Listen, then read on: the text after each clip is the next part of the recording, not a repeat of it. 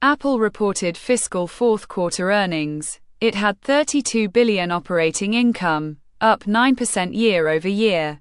The company's services business, which includes online subscriptions such as iCloud, Apple Music, as well as App Store fees, Google Search licensing, payment fees, and AppleCare warranties for hardware, grew 15% to $24.97 billion in sales.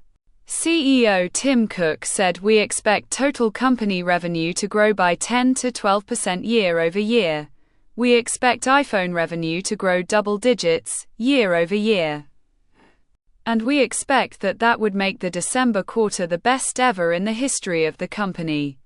The iPhone 17 series set a revenue record for the September quarter at $49 billion. With strong demand despite supply constraints. Regarding to the Trump administration tariffs, Cook said, "We held the pricing that we would have done without any tariffs. And we're just absorbing the tariffs in gross margin." Apple's gross margin was 47.2%.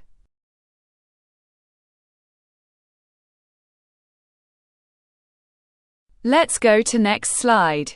It ended the quarter with $132 billion in cash and marketable securities.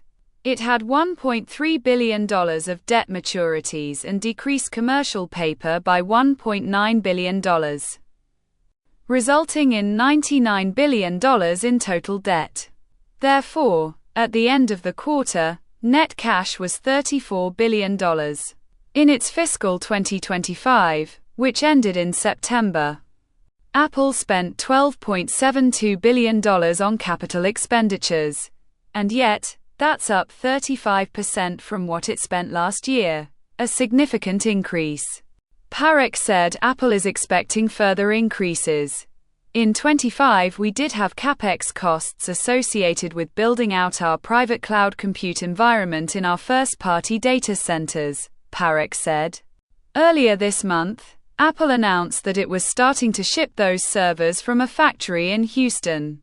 Last year, the company released Apple Intelligence, a suite of AI tools that runs on the company's chips that can summarize notifications, generate images like new emojis, and pass complicated queries to OpenAI's ChatGPT.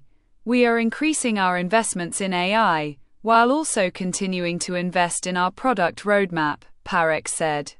"The vast majority of the increase to our operating expenses are driven by R&D."